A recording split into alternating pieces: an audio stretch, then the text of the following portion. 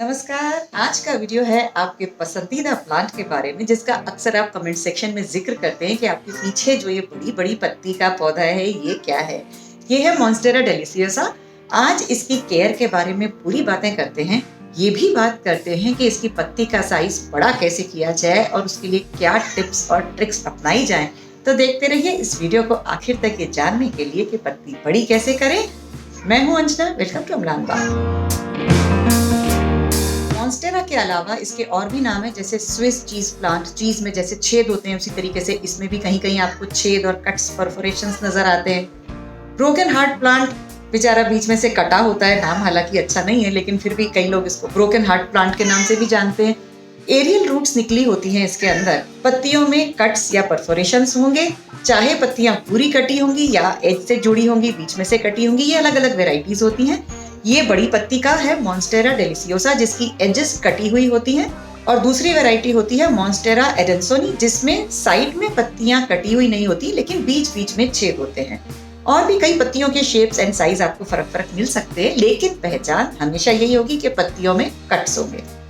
ये तो हो गई वैरायटी की बात। अब मैं आपको एक कहानी सुनाती हूँ कि ये रहते कहाँ हैं। आप इमेजिन कीजिए एक ऐसा घना जंगल जहाँ बहुत बड़े बड़े पेड़ हैं, ऊपर पूरी कैनपी पेड़ों से ढकी हुई है। रेन फॉरेस्ट है, बारिश भी होती है, जब धूप निकलती है तो धूप भी बहुत खिलती है। और घने जंगलों में उस एरिया में नीचे पेड़ों की ओट में ये एक पेड़ पनपता है जो कि धीरे धीरे बड़ा होता है। और जैसे जैसे बड़ा होता है इसकी पत्ती बड़ी होती है, कटती है और जगह जगह से एरियल रूट्स निकालते निकालते ये इस तरीके से भयंकर दिखाई देता है कि लोगों ने इसका नाम मॉन्स्टेरा रख दिया। ये तो हुई बात कहानी की। अब अगर आपने ये कहानी अच्छे से सुनी है और आपने इमेजिन किया है ये कहाँ रहता है, तो अब होंगे सवाल मेरे, जवाब आपके। मेरा पहला सवाल, इन पेड़ों की पत्तियों में कट्स कहाँ थे, नीचे या ऊपर? करेक्ट, पत्तियों में कट्स ऊपर पाए गए थे। नीचे जब ये बेबी प्लांट होता है तो इसकी पत्तियों में फर्क करना बहुत मुश्किल है। ये फिलोडेंड्रन से भी मिलता जुलता दिखाई देगा, मनी प्लांट से भी मिलता जुलता दिखाई देगा, एलिफेंट ईयर से भी मिलता जुलता दिखाई दे सकता है। लेकिन जैसे जैसे ये बड़ा होता है इसकी पत्तियां थोड़ी बड़ी होती हैं, उनमें थोड़े थोड़े छेद होना शुरू होते हैं, फिर कट्स होना शुरू होते हैं और धीरे धीरे ये जैसे जैसे ऊपर जाता है पत्तियों का साइज बड़ा होता जाता है, कट्स बड़े होते जाते हैं। अब मेरा दूसरा सवाल, इसकी मिट्टी कैसी होनी चाहिए? नहीं आया? कोई बात नहीं। ये पौधा ऐसे जंगलों में रहता है जहाँ बहुत रिच सॉइल है, ह्यूमस रिच सॉइल है। तो ऐसी सॉइल हम भी अगर बनाते हैं तो हम ऐड करेंगे 50% कोकोपीट, 20% कंपोस्ट, 20% परलाइट और 10% लीफ मोल्ड या सूखे पत्ते। सूखे पत्ते ह्यूमस का काम करेंगे, कोकोपीट मॉइस्चर रिटेंशन का काम करेगा और इस तरीके से ये पौधा ह्यूमिडिटी लविंग पौधा है, खूब अच्छे से ग्रो करता रहेगा। अगला सवाल, टेम्परेचर पे, किस टेम्परेचर में ये अच्छे से थ्राइव करेगा बताइए? जैसा कि हमने कहानी में सुना था, प्लेजेंट वेदर में ग्रो करता है। तो 20 to 30 डिग्री सेंटीग्रेड एक ऐसा मौसम होता है जब बहुत अच्छा सा फील करते हैं हम, और वही मॉन्स्टेरा को भी अच्छा लगता है। तो ये जो कंफर्टेबल वेदर होता है 20 से 30 डिग्री सेल्सियस के बीच में, उसमें मॉन्स्टेरा बहुत अच्छे से ग्रो करता रहेगा। अब मेरा अगला सवाल है, इसको सनलाइट कैसी चाहिए? अगर आपने कहानी अच्छे से सुनी थी तो हमें पता है कि ये पौधा घने जंगलों में उगता है जहाँ बारिश बहुत हो रही है। अब घने जंगलों में पौधों की कैनपी के नीचे से जब ये उग रहा है, इसका मतलब ये पार्शियल सनलाइट का पौधा है। डायरेक्ट सनलाइट इसे लगती नहीं है क्योंकि ऊपर बहुत सारे पेड़ हैं बड़े बड़े। इसीलिए किसी भी ऐसी छाया वाली जगह पे रखना है जहाँ बहुत हल्की सी धूप आती है या धूप नहीं आती है, सिर्फ ब्राइट लाइट है, तो ये पौधा बहुत अच्छी तरह चल जाता है। तेज धूप हुई, 35 डिग्री सेंटीग्रेड से ज्यादा टेम्परेचर हुआ तो इसकी पत्तियां जलना शुरू हो जाती हैं और 40 डिग्री सेंटीग्रेड पे पूरी तरीके से जल के पीली होके भूरी हो जाती है। इसीलिए 20 से 30 डिग्री टेम्परेचर के बीच में इसे रखिए पार्शियल सनलाइट में। अगला सवाल पे चलते हैं, ह्यूमिडिटी कितनी चाहिए? इसका जवाब सबको आ गया होगा। बारिश इतनी होती है तो ह्यूमिडिटी होना लाजमी है। जितनी ज्यादा ह्यूमिडिटी होती है उतना अच्छे से ये थ्राइव करता है। तो उन इलाकों में बहुत अच्छा है जहाँ ह्यूमिडिटी लेवल हाई है, लेकिन जो इलाके ड्राई हैं वहां पे इनका खास तौर से ध्यान रखना पड़ता है। इसे मिस्टिंग कीजिए, ह्यूमिडिफायर से ह्यूमिडिटी प्रोवाइड कीजिए या ह्यूमिडिफाइंग ट्रेस प्रोवाइड कीजिए। इस तरीके से इसे ज्यादा से ज्यादा ह्यूमिडिटी देते रहिए। अब अगला सवाल, वाटरिंग कब और कितनी करनी चाहिए? जैसा कि हमने देखा रेन फॉरेस्ट का पौधा है, बारिश तो होती है लेकिन वहाँ की मिट्टी ह्यूमस रिच है, तो पानी पड़ते ही वो बहुत जल्दी पोरस सॉइल होने की वजह से ड्रेन आउट हो जाता है। तो हमें भी वैसे ही पानी देना है।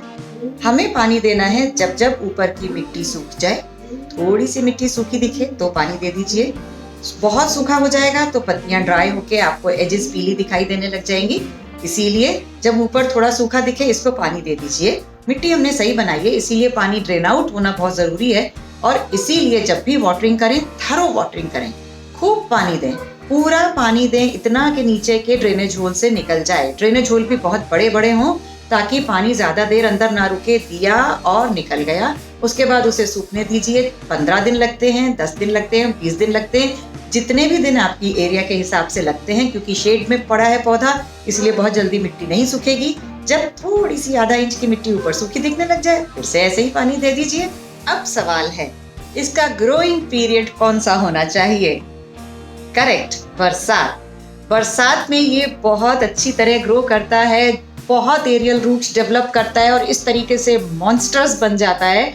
लेकिन स्प्रिंग भी इसका अच्छा सीजन है ग्रो करने का।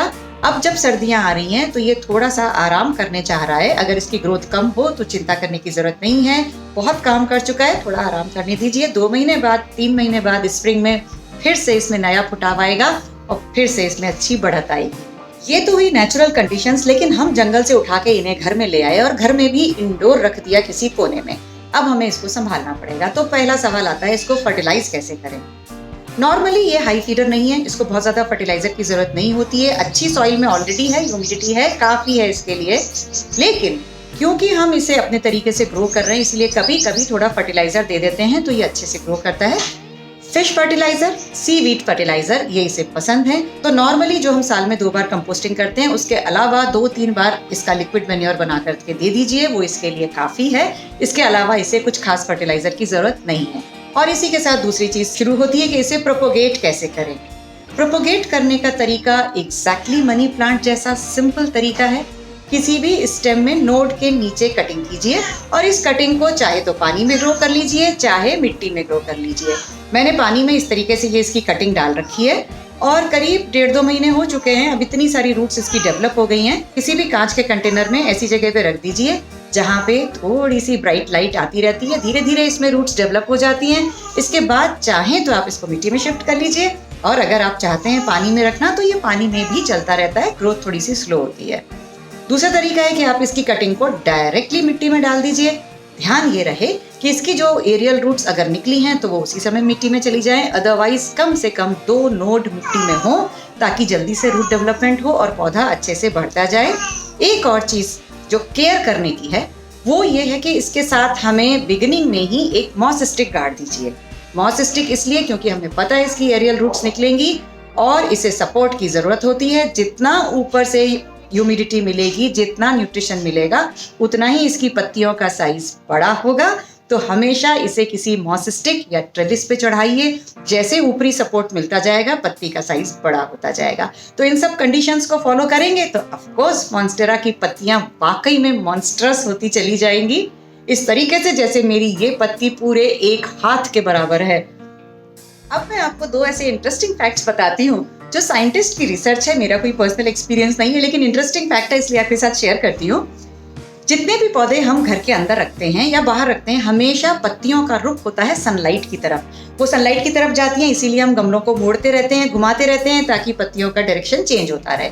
लेकिन जो ये मॉन्स्टेरा है, इसे जब हम घर के अंदर रखते हैं या कहीं भी रखते हैं तो इसकी पत्तियों का रुख होता है अंधेरे की तरफ। इसका रीजन ये बताया जाता है कि जब घने पेड़ों के नीचे ये रहता है तो ये पत्तियां किसी पेड़ के तने को ढूंढती हुई पेड़ की तरफ जाती हैं, इसीलिए अंधेरे की तरफ जाती हैं और फिर उसके ऊपर चढ़ करके अपनी पत्तियों का साइज बड़ा करती है। दूसरा इंटरेस्टिंग फैक्ट ये है कि इसकी पत्तियों में जो छेद होते हैं या परफोरेशन होता है, ये इसीलिए होता है क्योंकि इनकी पत्तियां बहुत बड़ी होती हैं। अब जब बहुत बारिश पड़ेगी तो बहुत लोड पड़ेगा तो पत्तियां डैमेज हो सकती हैं, इसीलिए इसमें छेद हैं, परफोरेशन है ताकि यहाँ से पानी स्लिप होके नीचे चला जाए।